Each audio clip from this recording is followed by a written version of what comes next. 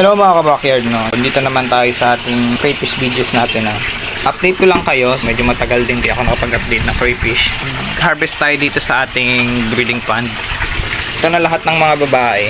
Napasama na rin yung ating mga lalaki dito. May iba binalik ko doon. So dito nakalagay yung mga lalaki ko. Naka-isolate yan. Mga gusto kong gawing breeder o gusto kong pagpilian. Dito ko nilalagay. Tapos sa taas, male-female magkakasama. Sa baba dito naman, mga female lang. So ito, kanina habang nililipat ko, ang dami ko nang nakikitang mga may egg. So yung iba dito, kaya ko minadaling ilipat ngayon kasi alam ko kasi yung iba dito kasabayan pa ng mga napisa kong batch ngayon. Iba kong nakita rito ay mga papisain na talaga. Pisa na nga yung iba. Hanap tayo. Ito, female. So wala. Dito natin lalagay yan. So para makapagpahinga rin sila. Ito, yan. Mga nasa 10 pieces yung nakita kong buried. Ayan o. Papisain na yun o. Ito may mga bago. Ito may bagong mold. Female. Yan. So, lagyan natin yan dito. Rico! Ito. Yan, ganyan nakita nyo to. So, ito, pag sinama ko sa mga lalaki, mag-ano na to. Magbe-buried yan. Click natin siya dyan sa taas. Ito magbe-buried na rin to. Hindi lang.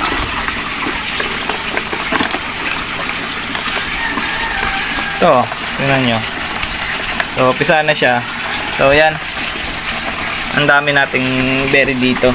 Lipat natin sila sa mga breeding tub. O kaya naman sila naipon ng ganito doon. Ang nangyari nawalan ako ng space.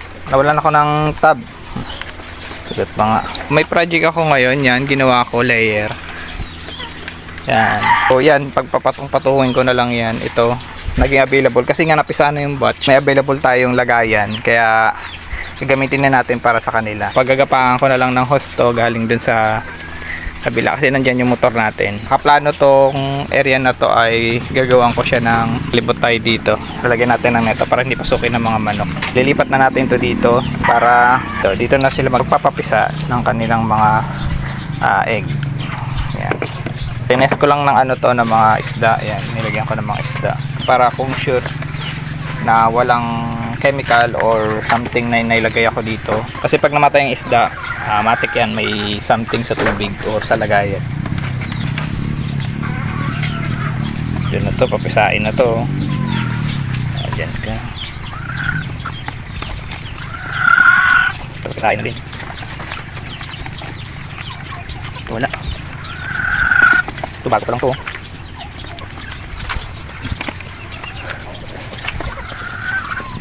Drop na yan. Siguro mga 1 month. Ito yung papisain na. Ay, pisa na. Ida-drop na lang to.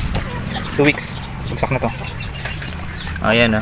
Kung sa mga nakakaalam, yung linyang puti na yan sa belly nila. So, magbe-buried yan. Kapag nilagyan mo ng lalaki. Ito magmumold. Ayan o. Kaya pala mahina siya kanina.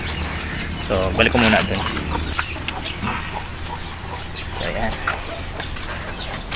Siya dito. Huwag kayo mag-alala, mamaya kubera natin yan, tsaka lalagyan natin ng aeration. Kasi hindi pwedeng walang aeration dahil sensitive yung mga krillings. Baka mag-drop sila bigla. Ayan, na makalimutan natin.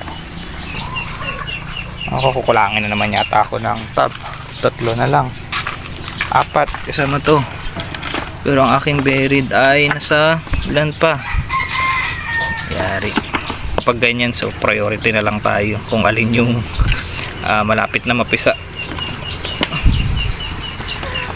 Hindi, baka may pisa na. Ayan, pisa na. Kulang ang ating lagayan. So kailangan na natin magdagdag. Wala po yan. Ayan. Ito ba? Ito ba yun? Ayan, napagsikan ng itlog. Ano yung papisahin dyan? Pisa na. Malaki na. Tama na. Ito wala. So itong malaki. Kunin natin itong malaki. Dahil ito kong tsura ng egg yan. Lipad. Yun, dami. Ganyang itsura ng egg, mapipisa na yan. Dami na laglag oh. Sayang. Pero okay lang yan. So pagkain niya na lang. Isa pisain natin. Yan. So, lalagyan natin ng plants, tapos aeration. Bibili pa rin maraming ganito dahil walang tayo ng lagayan. Dami pa niya, no? Pwede natin ipagsama-samang mga to sa isang lagayan.